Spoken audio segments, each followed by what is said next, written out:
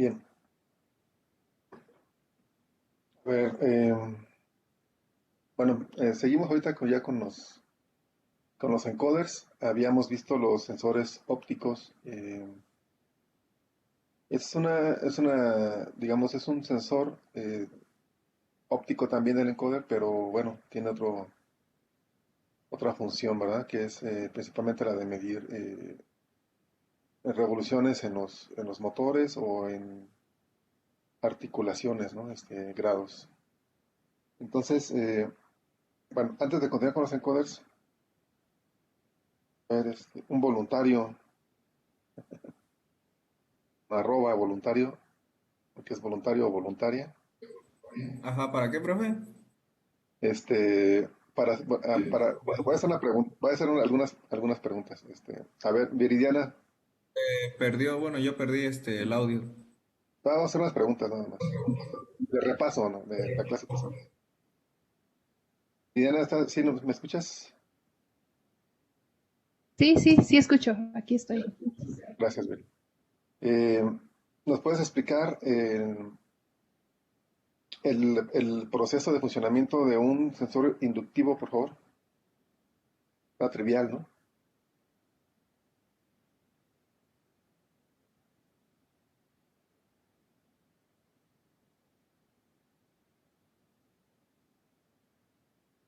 Bueno, según recuerdo, se generaba al acercar el sensor a otro objeto, la corriente que circulaba por el sensor inducía una segunda corriente en el otro, no, perdón, el objeto al circular una corriente inducía una segunda corriente, una corriente de Eddy, me parece, en el segundo objeto y generaba un campo magnético. Esa resistencia al campo, ay, no me acuerdo bien, la verdad, ya me puse hasta nerviosa, creo. No te preocupes. Lo siento. Precisamente hacemos me gusta luego hacer como que recapitular un poquito de la clase pasada para que no se nos olvide, ¿no? Y lo reafirmemos, básicamente. No te preocupes, de lo que te acuerdes. O ya es todo lo que te acuerdes. Pues ahorita sí. Sí. A ver, otro voluntario. Voluntariamente afuera. A ver si no digo muchas tonterías. A ver, Por échale. ejemplo, con un sensor capacitivo, en medio, sin haber ningún objeto, tiene cierta capacitancia. Y en el momento que se encontraba otro objeto, Ok, alteraba esta capacitancia sí, del medio en el que se encuentra el sensor. correcto. Pero que estamos Y hablando eso, de los inductivos, Gerardo. entonces no, paso. No, sí, nada más que estuve cambiando aquí las láminas, pero Ok, ok. estamos hablando del inductivo. A ver, y ahorita si gustas, pasamos al capacitivo y nos explicas lo que te acuerdas. Si no recuerdas el inductivo, ¿quién quiere participar? O agarramos un voluntariamente a fuerzas aquí de la lista de personas. A ver, Jorge Bernardino, por favor, ¿nos puedes explicar el proceso del sensor inductivo? Proceso de funcionamiento.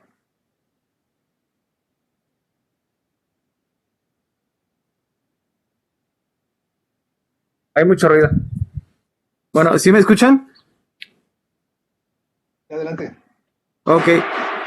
Por lo que recuerdo, pues en el sensor, en la punta, tenemos una bobina que al momento de que se le pasa una corriente, pues genera un campo magnético.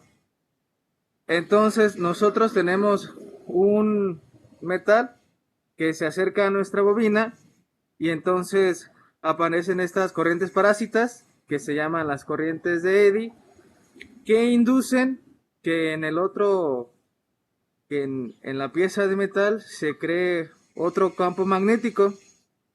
Entonces este otro campo le resta la intensidad digamos, al primario y es lo que el sensor detecta.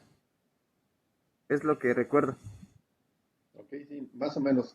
Algunos detalles por ahí que te faltan. ¿Dónde estás, Jorge? Eh, Se ve que estás así al aire libre, bien padre. Estoy afuera, de hecho, de la casa. Bueno, es que al lado está el taller y ahorita hay mucho ruido, por eso me salí. Ah, ok. Muy bien. Excelente. Pero lo malo es que veo que te está pegando el sol ahí de lado. Ah, ya te cubriste ahí. Muy bien.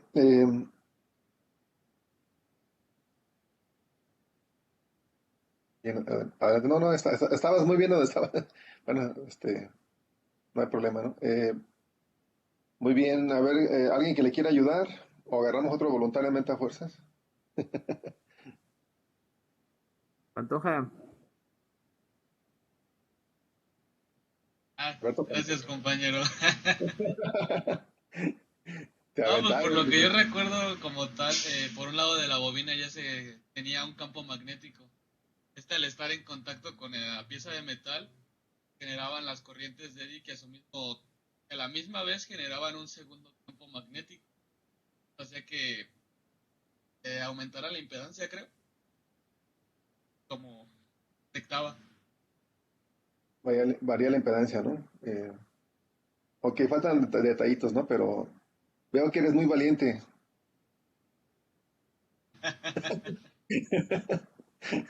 Creo, creo que ya te dice por qué lo dije. Por la Sí, playera ya, de Cruz Azul. ya.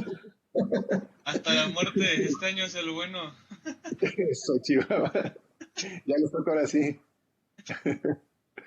Muy bien, gracias, Alberto Pantoja.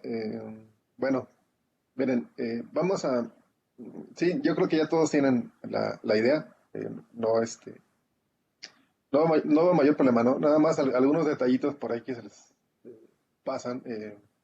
Recuerden que circula una corriente por la bobina, ¿no? En primera instancia, esa corriente que circula por la bobina genera, ahí es genera, ¿no? No es induce, ahí genera un campo magnético en la propia bobina.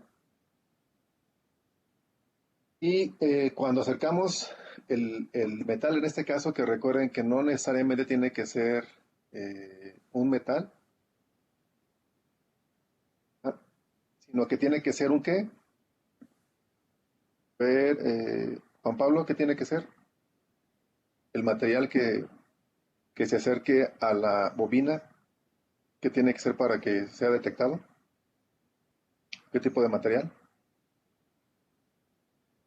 Tiene que ser un material que pueda este, repeler o alterar la impedancia, ¿no? Como, ay, ¿cómo puede ser? Bueno, que las propiedades del metal tengan esa capacidad. Ah, a ver, ¿alguien O, más? perdido. sea un conductor. Que sea un conductor, es la respuesta correcta. Eh, es decir, no necesariamente tiene que ser un metal aquí, ¿verdad? Simplemente que sea un conductor. Obviamente, pues como que relacionamos los metales con los conductores, ¿no? Porque pues, normalmente los metales son conductores, aunque sean pobres conductores, pero son conductores.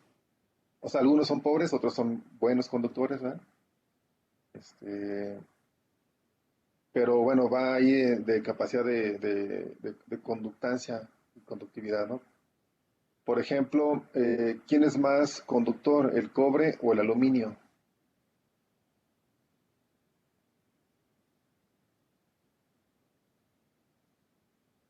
¿Quién es más conductor? ¿O cuál es más conductor? Perdón, ¿el cobre ¿El o el cobre? aluminio? El cobre. Hombre, El cobre, ¿no? Obviamente el cobre. Eh, esto, claro, porque su conductividad es mayor, ¿no? La conductancia del material es mayor. Y por eso, la mayoría de los conductores comercialmente se usa el cobre y no el aluminio. Bueno, hay algunas aplicaciones para aluminio en conductores, pero son para cables de alta tensión y más bien recubren el núcleo, que el núcleo es de acero. Entonces, Eso es por tema de costos, ¿no, profe?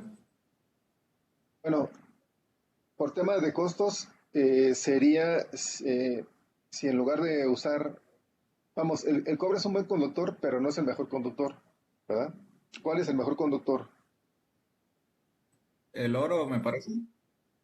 El oro es mejor conductor que el cobre y sobre todo que tiene propiedades de que no se oxida. Entonces, sería el oro un mejor conductor en comparación con el cobre y una mejor, eh, del punto de vista de durabilidad, pues sería mejor el oro, ¿no? El problema, ya sabemos, ¿no? Que el oro es muy caro. Y pues imagínense que tuvieran líneas eléctricas en su casa de oro, pues hasta se metían a robarles, ¿no? A sacar los cables a su casa. Entonces, ahí sistema de costos, que el mejor conductor es el platino, ¿ah? El mejor conductor de, de- de todos es el platino, ya después vendría el oro y el cobre. Bueno, pero igual el platino es más caro que el cobre, entonces por eso se usa el cobre por fines de costos, correctamente. Y igual también porque el cobre abunda, ¿no? Es un metal que abunda en el planeta, porque ese es otro detalle, ¿no? Que debe de existir en grandes cantidades. Bueno, entonces, bueno, pero recuerden, no necesariamente tiene que ser un metal, sino que tiene que, con que sea un conductor. Entonces, en teoría, el agua podría ser detectado por un sensor inductivo, sí o no. ¿Qué opinan ustedes? Yo digo que sí. Ya habíamos comentado un poquito de eso, ¿no? Ok, sí. ¿Los demás qué opinan? ¿Alguien opina lo contrario? Sí, puede porque es conductor, ¿no? Porque es conductor. Obviamente el agua es un conductor pobre, ¿no? Sabemos que es un conductor pobre, pero efectivamente sí podría ser. Aquí el detalle es que algunos sensores comerciales pues están ajustados para detectar principalmente metales o buenos conductores, digamos, y posiblemente por el ajuste que tenga el sensor comercial que ustedes tengan a la mano, pudiera ser que no detecte el agua. ¿Ah?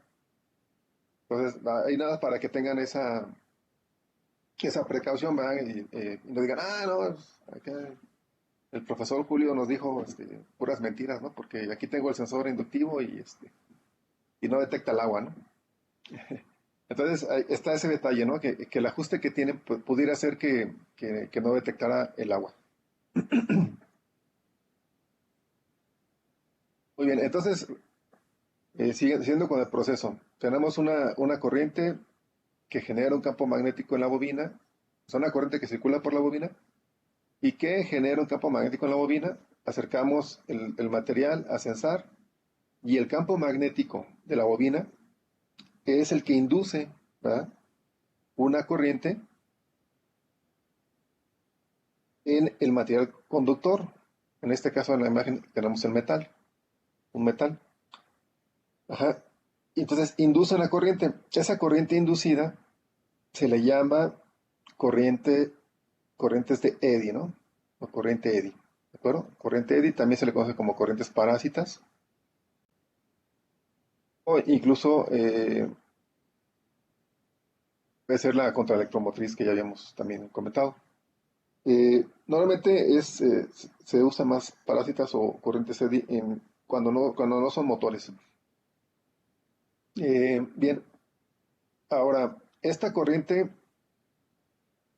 parásita o esta corriente de eddy, ¿qué ocasiona?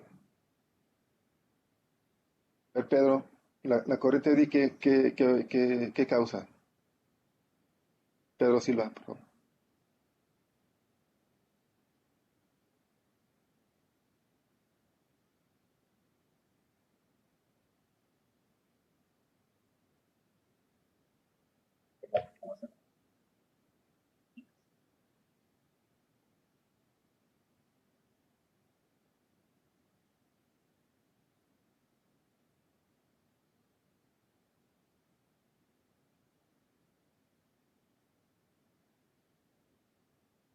Exactamente, ¿no? La corriente eddy genera otro campo magnético, ¿verdad? Ese campo magnético, pues es un campo magnético secundario, que ya habíamos comentado, y que se opone al campo magnético primario, ¿de acuerdo? Esta interacción entre el campo magnético primario y el campo magnético secundario, eh, ¿qué es lo que origina? A ver, José María Guzmán, la interacción de los campos magnéticos, ¿qué origina? ¿O qué causa? Eh, que varía la impedancia. Que varía la impedancia, exactamente. Les digo que ya están truchas. Que varía la impedancia, ¿no? Ahora, la variación de la impedancia causa ya en el circuito de la bobina, que causa esa variación de impedancia. ¿Qué me dicen?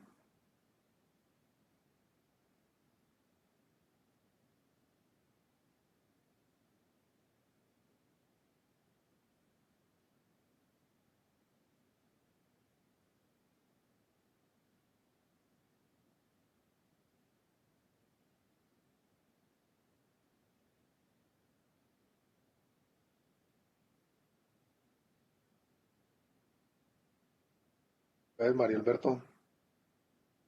Mario Alberto Rivera.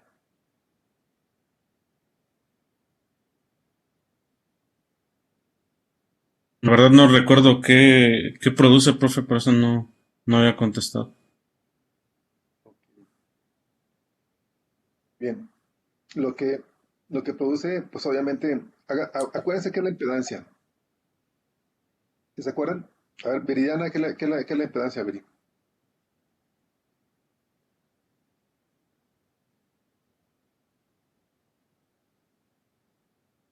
Sí. es- ¿Ya me escuchan? Ah, ya te escuchamos. la impedancia sería la resistencia que opone un cuerpo, ¿no? A que fluya corriente. Más o menos. A ver, alguien que lo ayude a Viri, por favor. ¿Qué es la impedancia?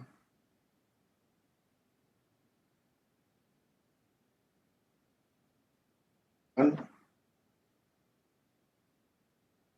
Juan Hernández. La impedancia, pues, como bien lo dijo la compañera, es la total resistencia al, al flujo y al cambio de corriente. Recuerden, la impedancia es el cambio, perdón, la oposición total al cambio de la corriente, ¿no? Al cambio de paso de la corriente, ¿de acuerdo? Al cambio de sentido de la corriente. Esa es la impedancia, la oposición total al cambio de sentido. Por eso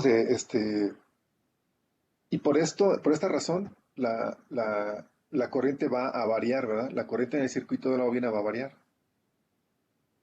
Y obviamente si ponemos aquí un circuito, un op-amp, pues va a variar también el voltaje, ¿no? Por ley de Ohm, etcétera, ¿no?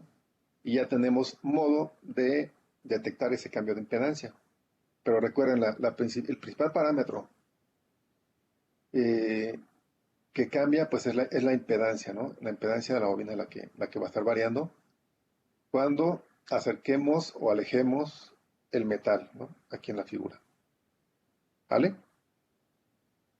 Y no se los olvida. Pregunta de examen, ¿eh?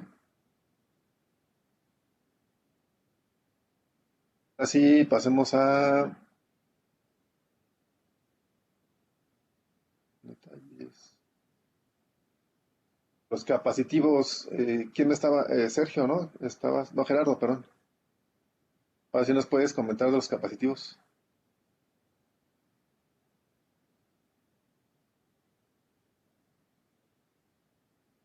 Pues comentaba hace rato que era la forma de que un medio tiene cierta capacitancia y al haber un objeto ajeno al sensor, alteraba esta capacitancia que hay en el medio y el sensor era capaz de detectar ese cambio.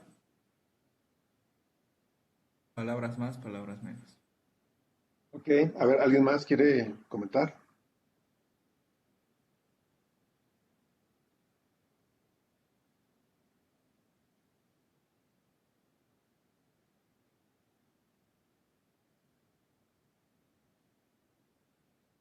Bueno, recuerden que en un capacitor, el dieléctrico, recuerden que el dieléctrico es lo que tenemos en medio entre las dos placas, entre la placa A y B, el capacitor. ¿Ah? Depende de ese dieléctrico, va a variar la capacitancia. ¿Ah?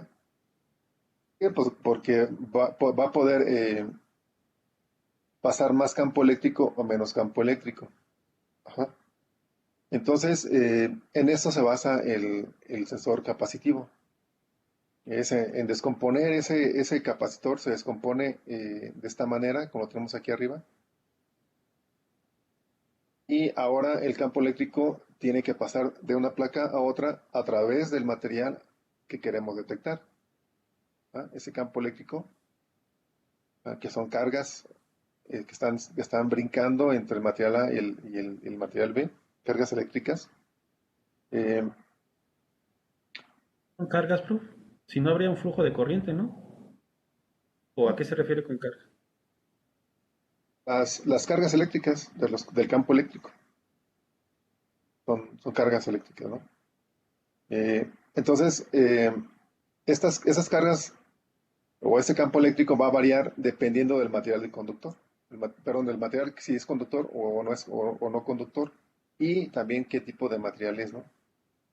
Entonces, finalmente el aire presenta una oposición nula al campo eléctrico, ¿ah? Y por eso es fácil detectar cuando un material se acerca a ese campo eléctrico porque lo cambia dramáticamente, ¿no? ¿De acuerdo? De hecho, el material conductor lo cambia todavía más, lo deforma más. Las ventajas, ¿se acuerdan de los sensores capacitivos? Es que podemos detectar materiales conductores y no conductores. ¿Sí? Aunque la sensibilidad que tiene, por ejemplo, para detectar materiales conductores, pues no es tan buena como la de los materiales, como la del sensor inductivo. ¿Vale? Muy bien, vamos a pasar a los sensores. Bueno, siguiendo con los sensores ópticos, pasamos aquí al sensor de posición o encoder, ¿no? Alberto Pantoja, ¿nos ayudas a leer, por favor? Sensores de posición o encoder. El encoder es un dispositivo electromecánico que permite codificar el movimiento mecánico en distintos tipos de impulsos eléctricos, tales binarios analógicos de cada onda, pulso, etc. Todo un encoder es una interfaz entre un mecánico móvil y un controlador. Hay dos tipos de codificador a saber: el absoluto, que funciona por bits e indica la posición real del objeto. En este caso, las bandas proporcionan una indicación digital, por lo general es código Gray, ya que se utilizan en varios sensores para su lectura. El incremental, que necesita ser manipulado por el programador, no recuerda su última posición, necesita más atención con respecto al uso. Proporciona normalmente dos formas de onda cuadradas y desfasadas entre sí a 90 grados eléctricos, cuales por lo general son canal A y canal B, dependiendo de la resolución del encoder.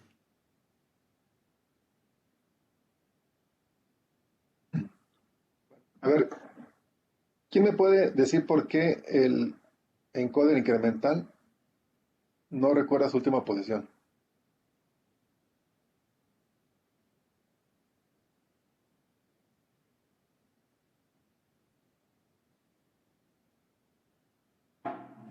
Podría Que ser viene porque no tiene memoria. Perdón, no escuché. No tiene memoria, es solo, bueno, es una serie de pulsos nada más, ¿no?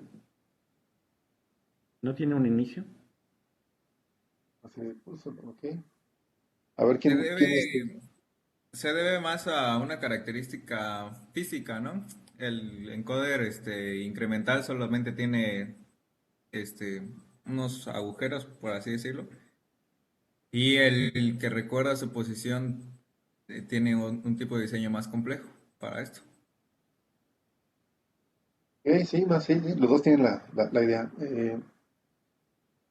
Entonces, a ver, ¿sí entienden a qué se refiere con absoluto?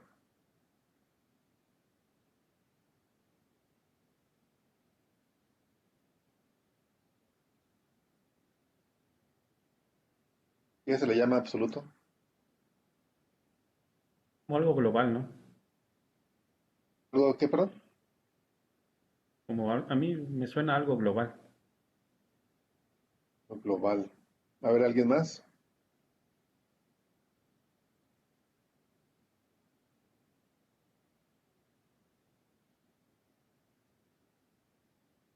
Fíjense, absoluto se refiere más bien al tipo de posicionamiento que me da, ¿ah? Al tipo de posicionamiento.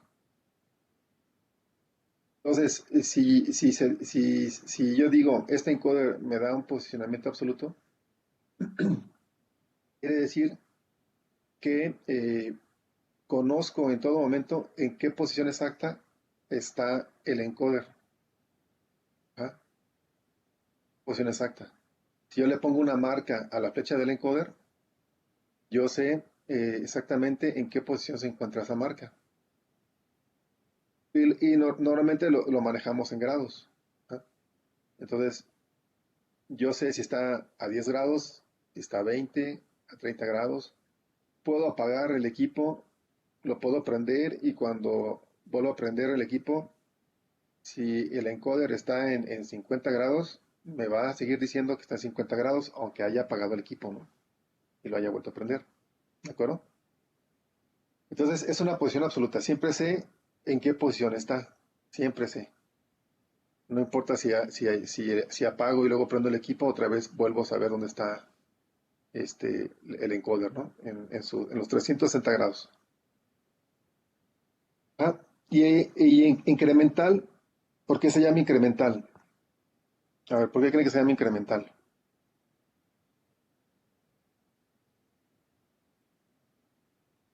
Porque simplemente va sumando grados de la posición en donde inicia. ¿Sí? Sí, va sumando, más que grados, fíjense que en el incremental, más que grados, lo que va sumando es una cuenta, ¿no? Lo que se va acumulando es una cuenta, voy incrementando una cuenta. Y ya por ahí comentó, ¿quién comentó de los orificios? Ah, no vi aquí en la pantalla.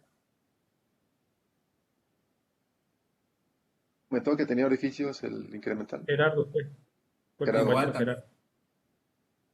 Ok, gracias.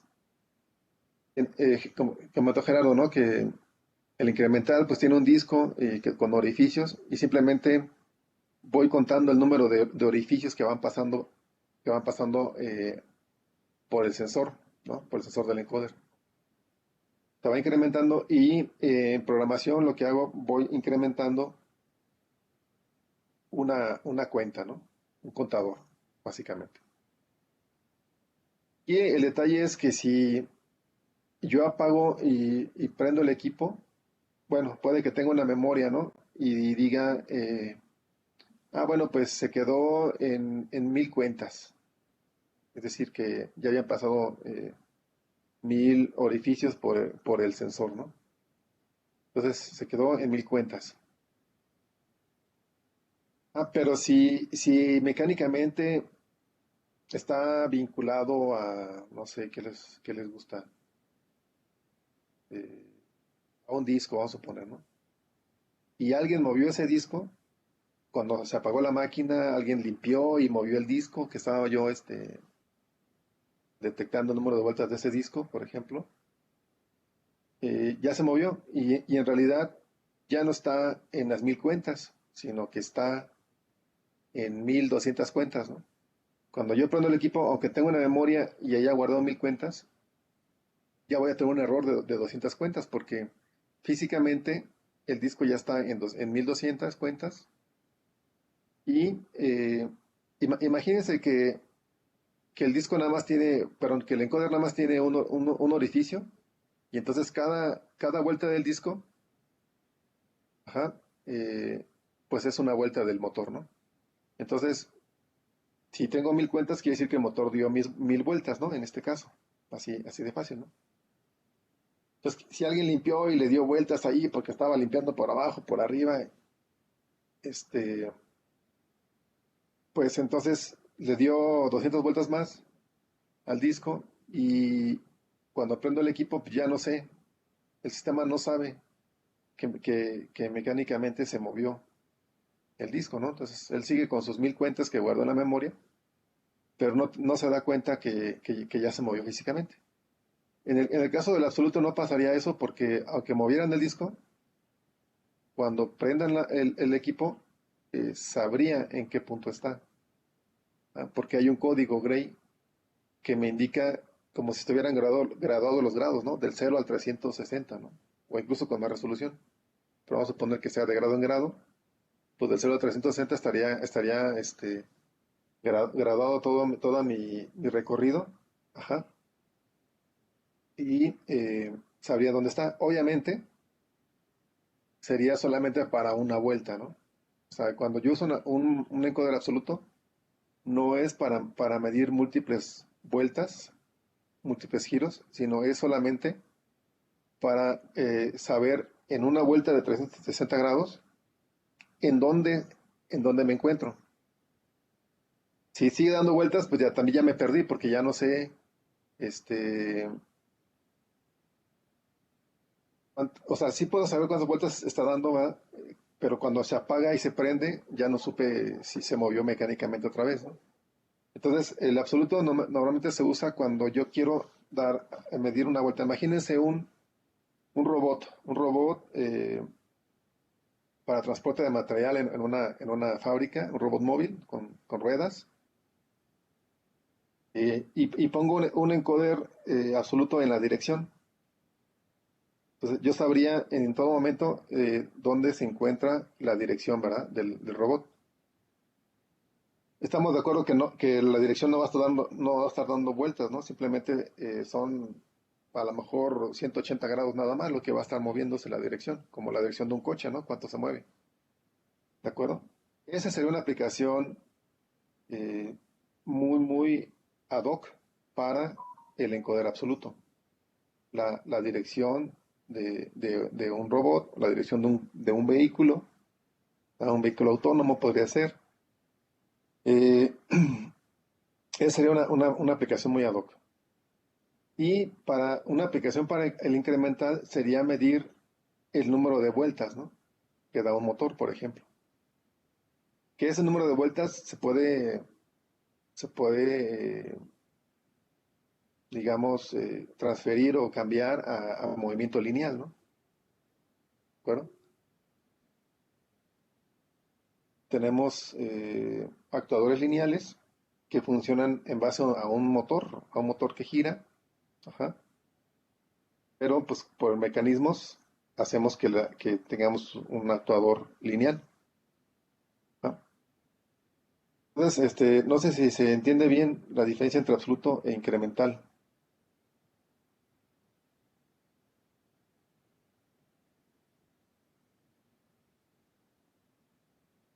Sí, sí queda claro, profe. ¿Sí? Bien. Mira, entonces, aquí tenemos despiezado, digamos, un encoder. Este sería un encoder incremental, como lo vemos. Se fijan, aquí tenemos la fuente de luz, que es un LED. Volvemos a lo mismo, aquí generalmente es un LED de luz infrarroja. Y acá arriba tenemos el detector, ¿no? Que puede ser un fototransistor o simplemente el fotodetector, ¿no? Normalmente es un fototransistor. Bueno, ya la placa del circuito. Este que vemos aquí es el disco, ¿no? Esto de aquí es el disco. Esta parte de aquí. Aquí vemos las perforaciones que hay en el disco. Las perforaciones, ¿no? Entonces, cada vez que una perforación pasa por el sensor, que es lo que les comentaba, pues atraviesa un rayo de luz, ¿verdad? Y luego viene la parte sólida y, y ese rayo de luz ya no pasa, ¿no? Llega otra vez un hueco y vuelve a pasar. Entonces está pasando y no pasando, ¿no? Pasando y no pasando. Cada vez que pasa el haz de luz, pues detecta un pulso. ¿Estamos de acuerdo? Así es que la salida de este encoder pues va a ser un tren de pulsos. Pulsos cuadrados, ¿eh? acuerdo? Bueno, cuando se varía la velocidad puede deformarse un poco el pulso, pero mientras tenga una velocidad constante van a ser pulsos cuadrados. Este es un sensor un encoder incremental y obviamente les comento es para medir número de vueltas principalmente en un eje. ¿Vale? ¿Sí se entiende? ¿Alguien tiene alguna duda? ¿De ahora o calle para siempre? ¿Todos los encoders son ópticos? Sí, todos los sensores son ópticos. Es correcto, todos los encoders son ópticos. Ahora, aquí también pues hay técnicas de fabricación, ¿no? Por ejemplo, yo alguna vez para un robot hice o fabriqué un encoder, digamos, como externo, porque lo que quería era que, que una llanta fuera pegada al piso, era un robot móvil de ruedas, que la llanta del encoder fuera pegada al piso y yo ir midiendo el desplazamiento del robot. Entonces, pues le hice todo, le mandamos a maquinar, obviamente, todos los agujeros que cupieron dentro del diámetro de la rueda y se puso un sensor que por donde pasaba los orificios de la rueda, ¿no? Iban pasando los orificios, iba contando el desplazamiento del robot, la distancia recorrida básicamente del robot. Obviamente, pues con las técnicas de maquinado, o sea, utilizando, no sé, una fresadora, un torno, etcétera, los agujeros, pues, por muy pequeños que fueran, pues todavía no eran tantos, ¿no? Entonces allá a la rueda recuerdo que le entraban como, no sé, cerca de los 50 orificios más o menos, ¿no? Es decir, que tenía una resolución de 50 pulsos por revolución. Esa era mi resolución. Cada revolución de la rueda, yo obtenía 50 pulsos. Aproximadamente, ¿no? Pulsos más, pulsos menos. Eh, Realmente esa resolución, pues, no es, digamos, tan alta, ¿no? Es una resolución más bien baja. Pero para la aplicación era suficiente y sirvió muy bien. Pero imagínense, o a ver, ¿alguien sabe hasta qué tanta resolución puede haber en un encoder? ¿O que haya manejado algún encoder de más resolución? ¿Y de cuántos pulsos era? A ver si alguien ha manejado encoders. Pero creo que de 2000 o algo así. 180, 2000, sí, de 2000 creo. Sí, porque hasta Bien. quité el disquito y se ve así como unas líneas finitas, no se ve tanto las ollitas. Ajá, exactamente. Y para allá iba, ¿no? Las técnicas de fabricación. Imagínense, hay encoders de 20.000 pulsos por revolución. Vaya, en el laboratorio tengo uno de 10.000 pulsos, ¿no? Que ya es mucho, 10.000 pulsos, ¿no? Pero hay hasta de 20.000 pulsos, ¿no? Imagínense cómo le harían para meter 20.000 orificios aquí, en este disco, ¿no? Porque además los encoders pues no son muy grandes, ¿no? Son pequeños, ¿no? Tienen que ser compactos para que puedan implementarse fácilmente en las distintas aplicaciones que existen.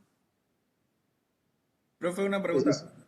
sí, Pero bueno, si esas láminas o esos pequeños hilos que dividen cada sección, cada agujero, como es medido mediante luz, la luz no puede bordear, por así decirlo, tener lecturas erróneas, o cómo manejan este esta situación, ¿es un haz de luz más fino o cómo es esto? sí, sí, claro. Utilizan lentes especiales para direccionar la luz en un punto, ¿no? En un punto específico. Y estamos hablando incluso de micras solamente, ¿no? Entonces utilizan lentes para enfocar, ¿de acuerdo? Entonces, por eso les iba a comentar aquí sobre las técnicas de fabricación, ¿no? Una de esas técnicas, pues, son los lentes. que enfocan el haz de luz. Y la otra es la forma en que fabrican el disco, ¿no? Que ya en realidad ya no son, ya no son orificios, ¿de acuerdo? Sino que son pequeñas, todo se hace por, ya por, más bien es como serigrafía, pero serigrafía láser en algunos casos, donde hacen unas pequeñas líneas delgaditas que no son orificios, simplemente son líneas negras, y como lo imprimen sobre un disco de vidrio, ajá, lo hacen sobre un disco de vidrio, entonces, donde no hay línea negra, pues obviamente es translúcido y el haz puede pasar, ¿no? Entonces ya no en esas, cuando ya hay alta resolución, ya no hay orificios, ya no hay orificios. Ya es más bien puras técnicas de impresión, de, de líneas delgaditas, ajá, separadas por una distancia muy pequeña también, para poderle dar la resolución. Yo en alguna aplicación utilicé un sensor lineal, eh, óptico, ¿no? Que era un encoder, pero un encoder lineal, como un pistoncito, y le llaman regla digital. Ajá. Y en medio, adentro lo que trae es una regla de vidrio, con esa técnica de impresión, ¿verdad? De pequeñas líneas, y el sensor con sus cristales para enfocar la luz, ¿no? ¿De acuerdo? Eh, alcanzaba una resolución de 5 micrómetros. Muy, muy pequeñito, ¿no? Muy, muy, muy alta resolución, y podía medir desplazamientos muy pequeñitos, o giros muy pequeños, bueno, en ese caso desplazamientos porque era lineal, desplazamientos muy pequeñitos. Entonces, ahí depende de la aplicación, pues yo tengo que buscar cuál es el encoder que más se adapta, ¿no? Porque yo tenía que medir microdeformaciones, entonces tenía que buscar un sensor que fuera muy, muy sensible y de alta resolución, ¿vale?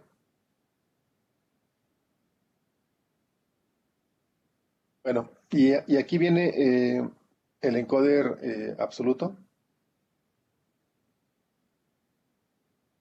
que más bien es un disco como este. ¿Se lo ven? El que está aquí. Disco como este, ¿no? Donde tiene un código en cada línea en este sentido, ¿no? Las líneas así, cada línea de estas va a ser un código diferente, cada línea, ¿no? Entonces aquí tenemos igual el LED emisor, lo pasan también por unos cristales para hacerlo como un haz lineal. Se fijan aquí, tenemos como una línea, ¿no? de luz. ¿Ah? Igual el fotorreceptor puede detectar una línea de luz, o sea, aquí tenemos, ¿no? Todos estos flechitas que es una línea de luz, ¿no? Ajá. Y aquí va la línea, ¿no? Y cada línea que intersecta aquí el disco va a tener un código diferente. Tal razón, eh, con este encoder siempre sé en qué posición estoy dentro de los 360 grados, siempre sé en qué posición están. Ahora, no todos los encoders absolutos son de 360 grados, ¿no? Hay de 270, de 180. ¿Pero? Igual traen una... O sea, o yo puedo dar un código de marca, ¿no? Y decir, bueno, pues si se pasa de esta marca, pues ya dio una vuelta, ¿no? A lo que ves que también podría medir número de vueltas, pero como comentaba hace rato, ese número de vueltas se puede perder, o sea, cuando se apaga la máquina, y si hay un movimiento mecánico de lo que yo esté sensando, pues ya no sé, si le dieron una vuelta al revés o hacia adelante, pues ya no sé si está una vuelta más adelante o una vuelta más atrás. Entonces, por eso, además porque son más caros, los sensores absolutos son más caros y más complicados también de detectar, ¿no? Son más complicados de detectar porque, bueno, digamos, de no detectar, sino de procesar la señal que me da. Porque obviamente para darme una posición, pues tiene que darme un código. Entonces al convencional texto normalmente me da un código Gray, que no es solamente una entrada, ¿no? No es un pulso que está llegando, sino son 8 bits, son 16 bits que están llegando. Entonces yo ocupo de mi microcontrolador o el sistema que yo esté utilizando, voy a ocupar más entradas. ¿Ah? Desde ese punto de vista, pues es más compleja su implementación. Y tengo que estar leyendo, pues, los códigos, ¿no? Para saber en qué código se encuentra. Entonces sí es un poco más complicada su implementación, mientras que el incremental, pues simplemente voy viendo los pulsos. Esta es la señal que me da un incremental, esta de acá. Eh, Canal A y el canal B, que nos mencionaba aquí en el texto, ¿no? Que normalmente dos formas de onda cuadradas, ajá, y desfasadas entre sí 90 grados eléctricos. ¿De acuerdo? Los cuales por lo general son canal A y canal B. Entonces, esto es del incremental. Las señales están desfasadas aquí 90 grados eléctricos y me sirve, bueno, aparte de eso me da una señal, una marca de referencia, que prácticamente esta marca de referencia generalmente me da cuántas vueltas dio el encoder, ¿no? Cuántas vueltas da el encoder, lo que me va a dar el Z. Las vueltas. En algunos casos hay algunos encoders que el Z lo manejan más bien como el sentido de giro. Es decir, si está en alto, me dice que va a la derecha, si está en bajo, me dice que va a la izquierda. ¿No? Aquí quieren que me sirva este desfasamiento del canal A y el canal B. Para que quieren que me sirva.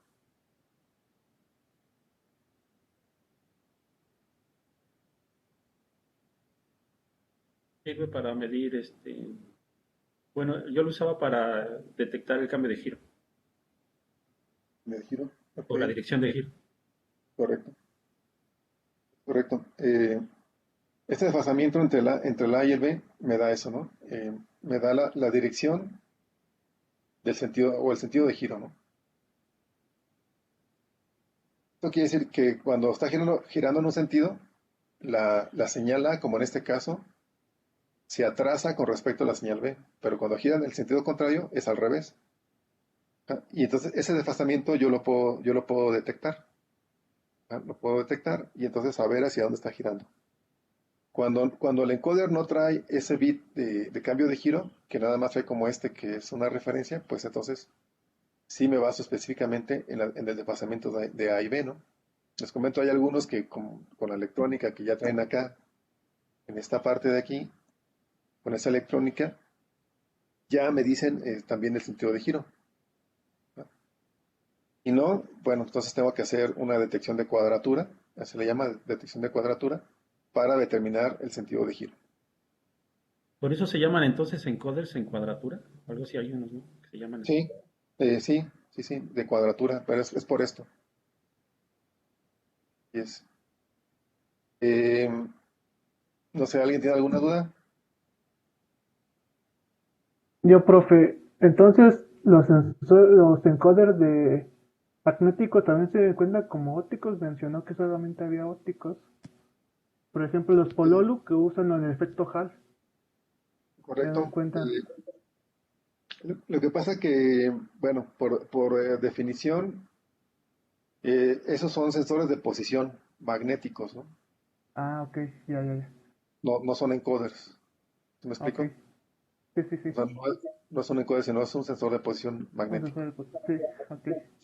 ¿De acuerdo? Pero más o menos la idea es la misma, porque cada vez que pasa la marca por el sensor, pues me va detectando el número de giros, pero en este caso hay menos resolución en los sensores magnéticos, hay mucho menos resolución que en un encoder. ¿De acuerdo?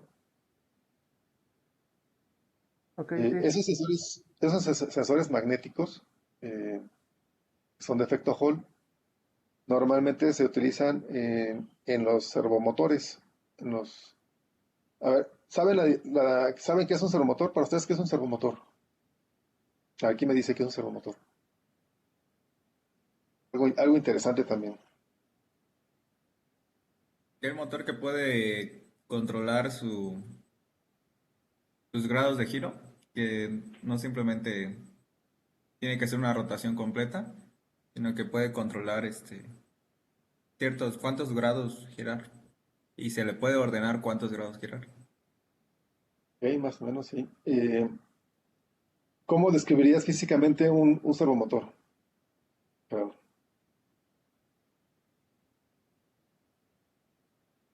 Pues físicamente, pues yo creo que la característica más diferencial con un motor que he visto, pero pues no es que haya visto muchos motores. La carcasa casi siempre es cuadrada por rectangular. Yo esto la mayor diferencia. Pero me imagino que hay circulares también. Sí. Bueno, mira, les comento esto porque normalmente hay confusión con respecto a los servomotores en el argot industrial, ¿verdad? Y los servomotores en el argot del jovismo, por ejemplo, ¿no? ¿Ah?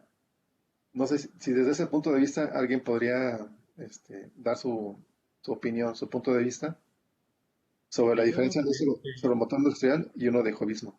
Adelante. de hobbyismo, pues sí. De industrial, no tanto porque no me ha tocado trabajar con los servos industriales.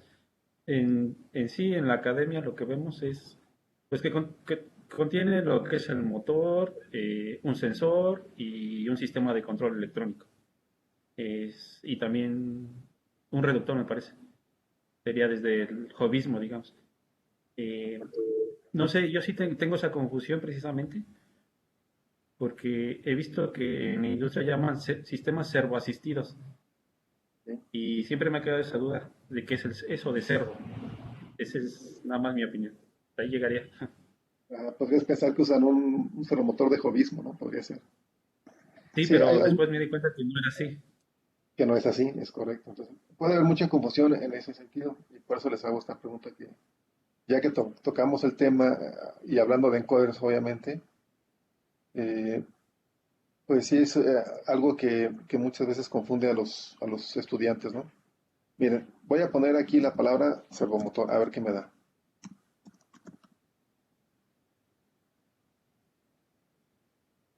Fíjense, me da este tipo de motores y me da este tipo de motor. ¿Ah? Este tipo de motor, seguramente ustedes lo ubican, son los de jovismo, ¿no? Los que se usaron en la escuela servomotores, seguramente, o lo más probable, ¿verdad? Es que haya sido de estos. Siempre Incluso habrá más quien chiquitos. o incluso más chicos, ¿no? Ajá. Pero ese es el tipo de servomotor de jovismo, ¿no? Del hobby, o que se le conoce así, ¿no? Como jovismo. No es definitivamente un servomotor industrial. Ustedes saben qué tipo de motor trae, o sea, eso es un servomotor, pero ¿qué tipo de motor trae internamente? Porque por lo que me comentas, Juan, los has abierto y Sí, internamente traen un motorcito, ¿no? Normalmente de carcasa pero metálica, Son ese con normales de escobillas. corriente directa, ¿no? ¿correcto? Es un motor de corriente directa. ¿Quién dijo corriente directa? Perdón. Ahorita no se me cambió aquí. Gerardo. Gerardo. Todavía no les ubico la voz. Algunos no tienen la cámara prendida, pero bueno, Gerardo sí. Muy bien. Entonces, pues ese es el motor de hobby, ¿no? Y el otro que veíamos acá en la imagen, estos son servomotores industriales. Este es un servomotor industrial, un Schneider. Y aquí, y entonces esa es la confusión muchas veces, ¿no? Bueno, ¿qué es un servomotor, no? En realidad, ¿ustedes creen que sea correcto que a los dos se les llame servomotor? ¿Sí o no?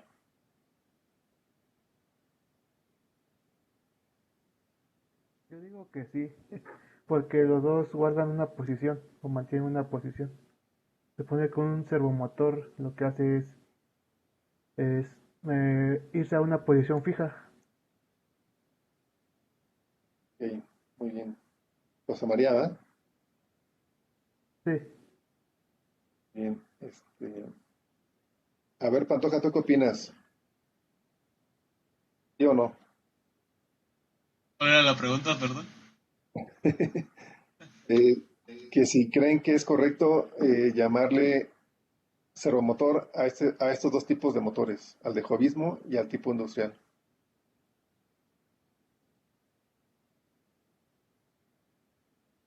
No los conozco así. Puedes decir NPI. También. No, pero pues. Para mí NPI es ni posible idea, ¿eh? Que no vayan a Sí, pensar otra cosa. sí, sí, claro, claro. No vayan a pensar otra cosa. Para mí NPI es ni posible idea. Entonces, a ver, bueno, entonces, a ver, Alberto Pantoja fue NPI. Gerardo,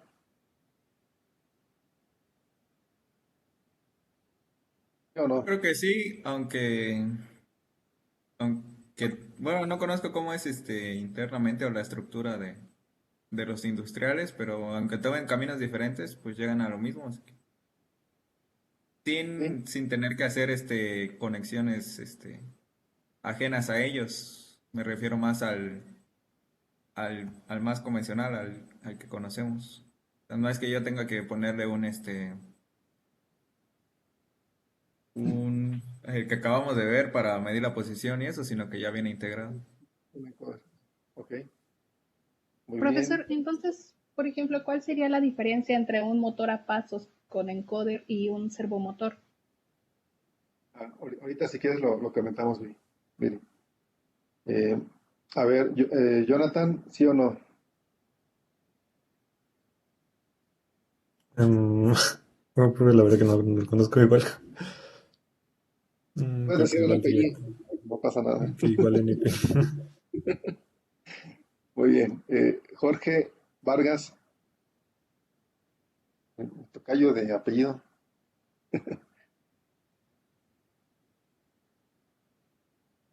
Jorge, ya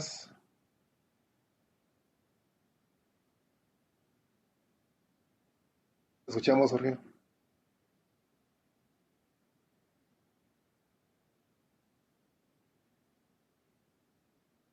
Se está uniendo ahorita Jorge Bernardino, es el que faltaba, ¿no?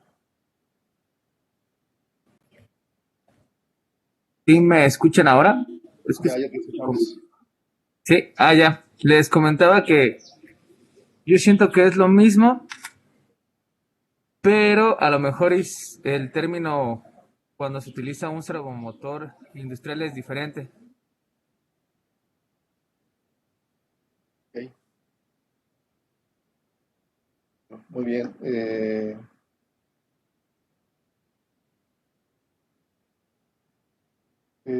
Bernardino, Jonathan. Ya nos dio su opinión. Juan Pablo.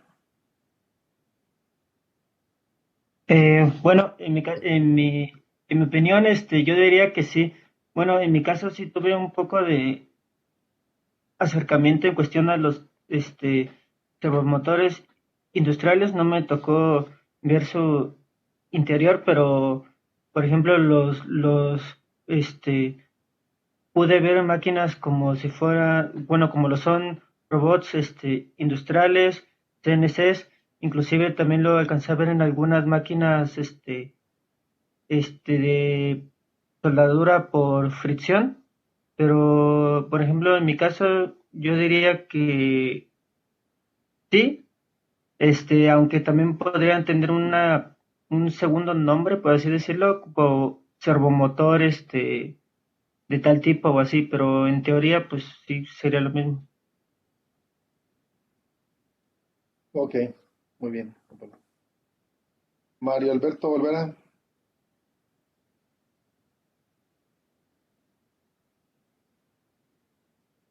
Ya poco menos con mi conexión a internet. Yo opino que los dos son servomotores y que pues los dos cumplen con el funcionamiento de mantener una posición y de pues poder mm, cambiarla con respecto a la orden que uno les dé. Y considero que lo único que a lo mejor se debería hacer es como que darle el nombre como tal si es de hobbyismo o es un industrial. Y nos falta Pedro, ¿sí o no?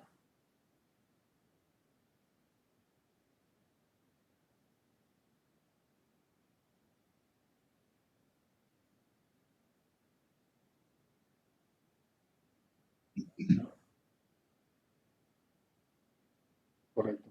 Iri, Diana.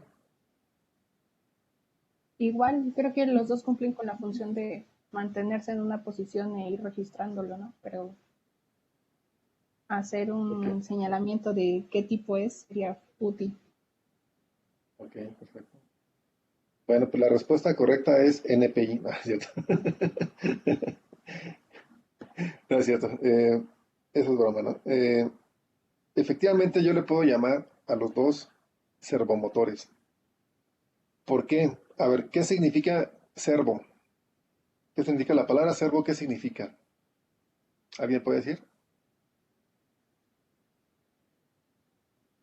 Y la clave, Esa es la no sé qué clave. significa. La clave está en esa palabra servo.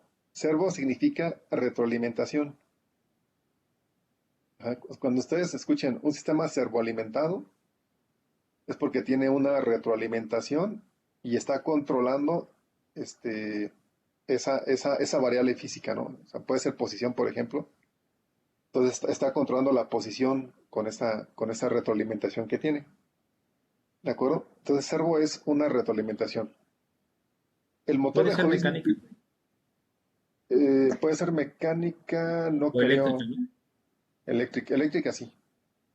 Si tú retroalimentas de alguna manera eléctrica o electrónicamente, sí, sí es servo, ¿no? A ver, aquí en el motor de Hobbyismo, tenemos una retroalimentación. Tiene una retroalimentación interna. Sí, Sí, La tiene, ¿no? De hecho, digo, los básicos traen un potenciómetro, ¿no? Un potenciómetro resistivo internamente, que es el que me da, según los grados que sea el motor, porque realmente no son para multivueltas, sino son para controlar posición en 360 grados o menos grados, si les quitas el tope, sí. que los puedes modificar obviamente para que giren, pero ya no tienes ese control de posición. ¿Estamos de acuerdo? Ya lo usas como un motor DC prácticamente. Entonces, fuera de la modificación, pues sirve para controlar una posición, ¿no? Y la posición la retroalimenta gracias a el potenciómetro. Algunos servos de hobby ya más costosos ya incluyen encoders ópticos, ¿de acuerdo? A ver, ¿cuál sería la ventaja o desventaja entre un potenciómetro y un encoder? el potenciómetro es un mecanismo mecánico y a la larga puede fallar, ¿no? Por desgaste mecánico. Y el otro, pues no. O no hay fricción, no hay un contacto entre lo que gira y lo que está sensando. Es correcto, Gerardo. Sí, justamente el potenciómetro pues tiene una pieza que se va deslizando que ves son de alambre resistivo, ¿no? O sea, hay muchas técnicas para fabricar un potenciómetro, pero sí, muchas veces son discos con alambres enrollados, como más bien como unas donas, y hay como un carboncito que va moviéndose en el alambre, variando la resistencia, ¿no? ese es un contacto físico que tenemos en el potenciómetro internamente, ¿no? Hay un contacto físico y pues obviamente hay un desgaste, ¿no? Hay un desgaste de esa mecánica. Y en el caso del encoder, pues ya vimos que no hay un contacto, sino que es un haz de luz solamente el que cruza, ¿verdad? Entonces ahí no hay desgaste, por lo tanto, pues un encoder va a durar mucho más que un potenciómetro. Ahora, ¿cuál podría ser la ventaja del potenciómetro contra el encoder?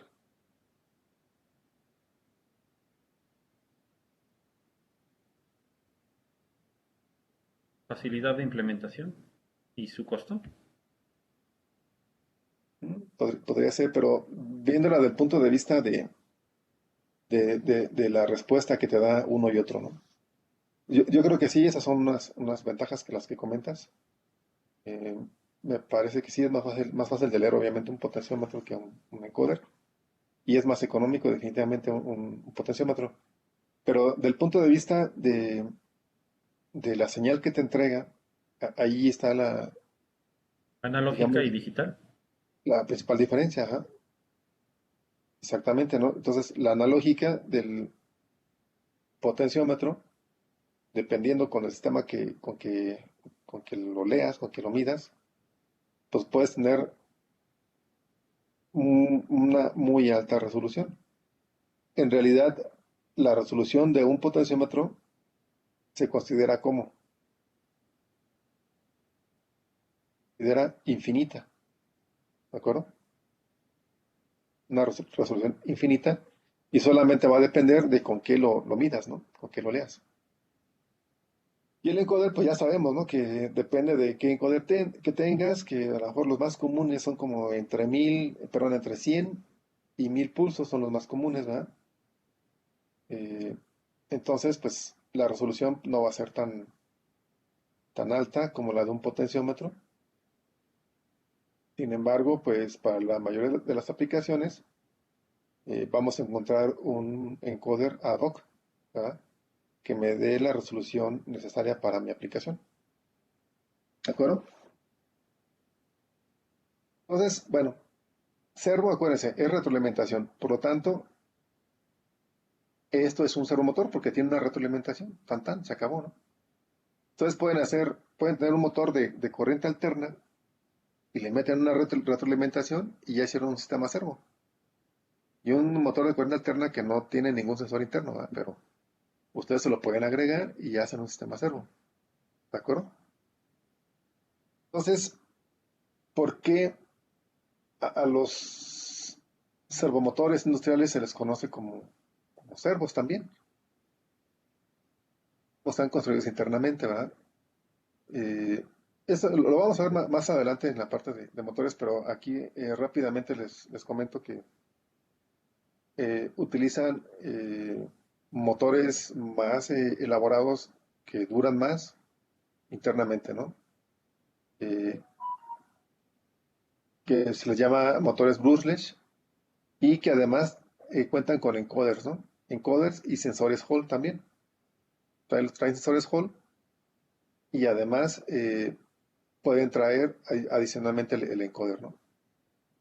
Que normalmente pues, en aplicaciones de posicionamiento siempre van a traer encoder. Pero entonces es un motor mucho más robusto. Ajá, eso lo vamos a ver cuando veamos motores, porque es más robusto este motor que el motor que trae el cerdito de Jovismo. Pero quédense ahorita con eso, ¿no? Utiliza un motor mucho más robusto, mucho más durable. ¿Vale? Muy bien. Y como tiene sensores, ya intrínsecamente va a traer los sensores magnéticos, sensores Hall. Esto los trae de cajón. Y la mayoría de las veces también traen encoder. Algunos no llegan a traer encoder, pero se les puede agregar, ¿no? De hecho, cuando lo compras como que te dan opciones. Si vas a ocupar encoder, si vas a ocupar freno eléctrico, te lo venden aparte. Y ya te llegan, o te llegan para que tú lo ensambles, o normalmente ya te llega todo ensamblado. que es lo más probable que te llegue todo ensamblado. Ahora, sobre lo que comentaba Viridiana, o la pregunta más bien que hizo, ¿no? De la diferencia entre un servomotor y un motor a pasos. Ajá.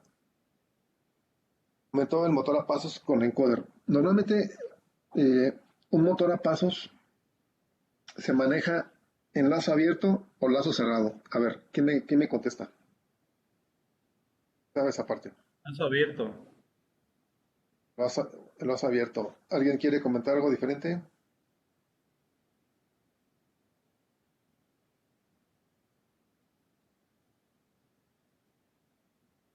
¿No? ¿Gerardo? No, pues yo ¿Voluntario? no le sé a ese. Bueno, tiene razón Juan. Los motores a pasos normalmente se manejan en lazo abierto. ¿Qué quiere decir esto? Que no tengo un sensor de retroalimentación, ¿ah? Que normalmente no se van a acoplar con un encoder. Normalmente, en términos generales, un motor a pasos es lazo abierto. Eh, ahora, ¿qué se le pone encoder entonces? ¿Qué se le llega a poner, verdad? La verdad son muy contadas las aplicaciones donde se les pone encoder, pero se les llega a poner encoder. ¿Qué creen que se les llega a poner?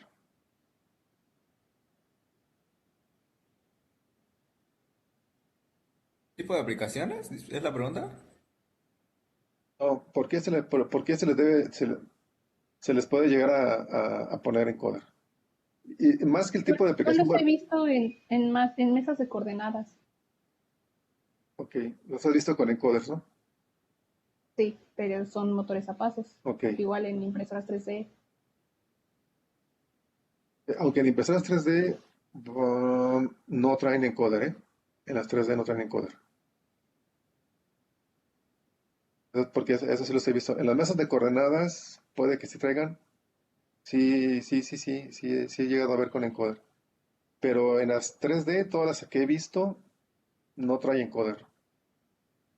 ¿A qué te refieres con que traen encoder, Viridiana? A lo mejor estamos confundiendo ahí el concepto. No, bueno, sí, o sea, basándonos en la idea de una impresora 3D, en donde estaba trabajando, se desarrolló una mesa de coordenadas y se optó por utilizar motores a pasos con encoder, digo, igual para saber la posición en donde se quedaba y demás, pero ahorita que nos explicaba el funcionamiento del servo, pues me entra la duda de, pues, cuándo elegir uno u otro, si U lo que otro, sí, buscamos es conocer la posición. correcto. Sí, bueno, entonces, Ah, bueno, como que ¿podrías? adelante.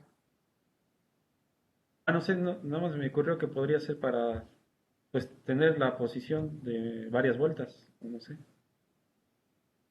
Oh, fíjense, lo que pasa es que el motor a pasos, como ya dijimos, es de lazo abierto. Entonces, realmente, oficialmente, digamos, o teóricamente, más bien, teóricamente, no ocupa un encoder. ¿Por qué? Porque yo le doy el número de pulso, yo le digo, muévete 10 pulsos, 10 pasos, perdón. Y eso va a depender del número de pulsos que le dé. Ajá. Muévete 10 pasos y el motor se va a mover 10 pasos. Tú.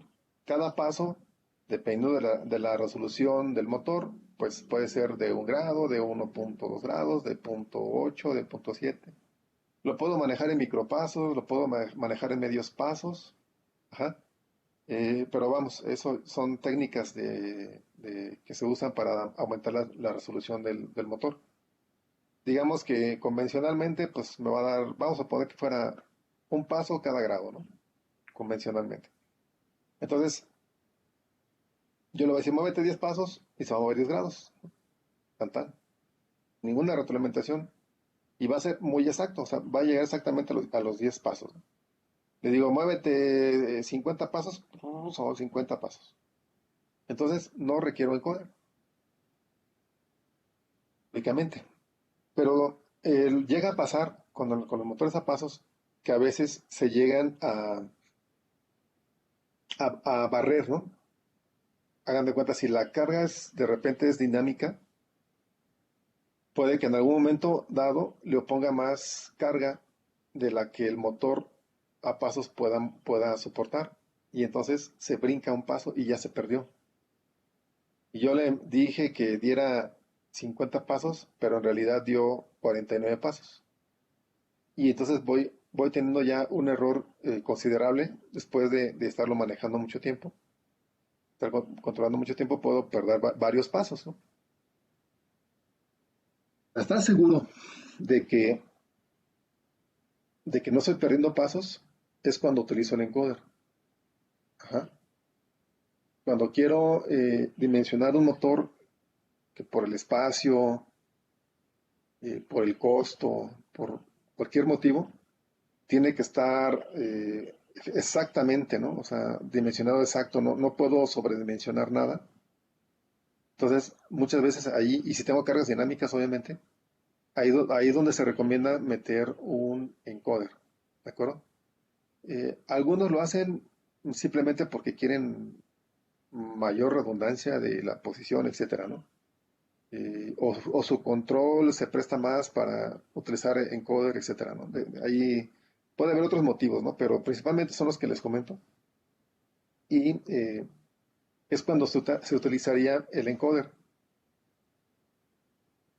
Bien, ya sobre qué motor me conviene utilizar, va a depender de muchos parámetros, ¿no?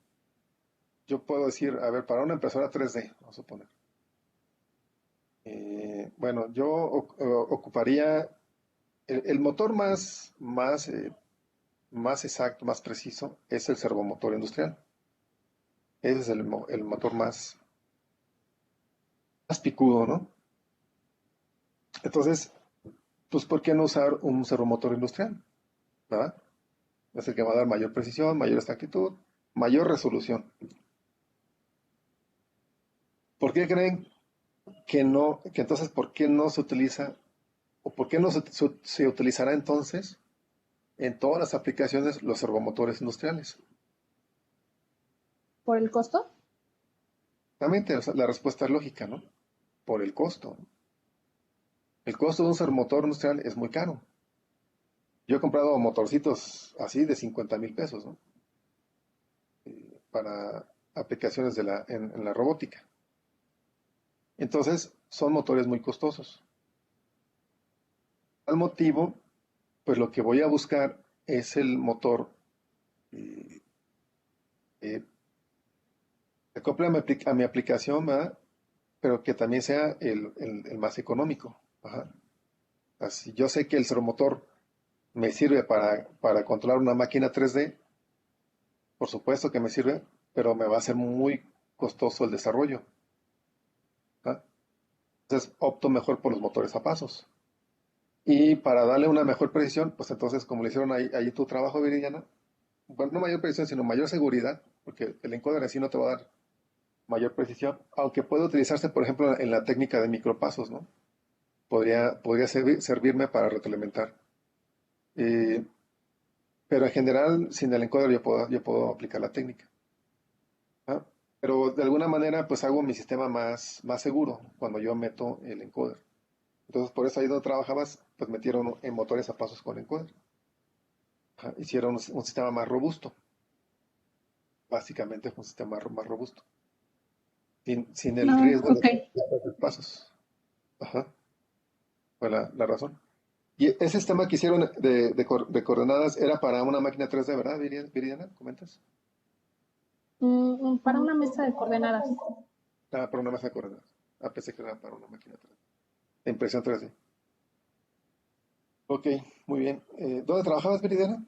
¿O dónde estabas? ¿Sí estabas trabajando o estabas haciendo prácticas o algo así? No, estaba trabajando en el INEL aquí en Cuernavaca. Ah, en el INEL. El que antes era El IE. ajá, el Sí, I. Ok, correcto, el INEL. Grande el INEL. Órale. Pues es que tú eres de allá de Morelos. Sí, yo soy de acá.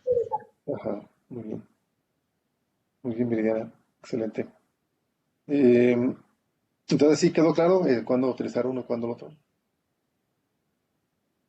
Sí, sí, ya, queda clara. Gracias. Bueno, y ya, pues obviamente para cuestiones de proyectos de escuela, pues sí, el de hobbyismo es el que nos alcanza, ¿no? Para poderle meter en nuestros proyectos. Pues ahí ven, mira, ahí está el costo. ¿Cuánto cuesta ese Snyder? 21,000 pesos, ¿no? ¿Cuánto cuesta el de hobbyismo? 99 pesos. ¿Sí? O sea, ahí está. Ahí, justamente en esto que puse, ¿no? ¿De ¿Van acuerdo? el mismo pan? Hay de pares, ¿no? Hay de ¿O pares, sí, cómo se...? hay de pares, pero miren, por ejemplo, este vale 8,573, pues, ¿no? No es tan caro a lo mejor.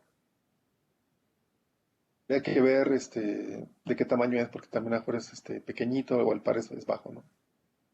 Normalmente así son como de este precio. Digo, yo he comprado incluso hasta de 50,000 pesos. Compré uno para un proyecto, esos equipos de atención que les comento, y se costó 40,000 pesos el motor, 50,000 pesos, y el driver costó 40,000 pesos. Entonces fueron 90,000 pesos nada más del motor y el driver. Pero sí era un motor grande, ¿no? De 20 Nm. Un motor grande. Un motor chonchón, chonchón y era servo. Y compramos servo porque ocupábamos mucha precisión para la aplicación de la tensión.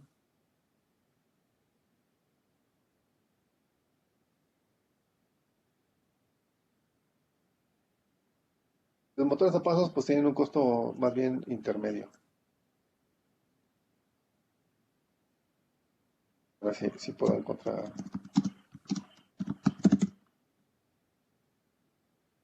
También hay varios tipos de motores a pasos. Por ejemplo, este vale 600, ¿no? Claro que ese es para Arduino. Ese es para las máquinas de impresión 3D. Algunos como este, que viene con su kit, 2,000 y tantos. Ya con su amplificador un poquito más pro, 3,500. Pero se fijan que son más baratos que un motor, que un servo, ¿no? Son más económicos. Va a depender mucho de cuánto quiero invertir en mi aplicación. Muy bien. A tomar un break, compañeros. Nos vemos a la 1.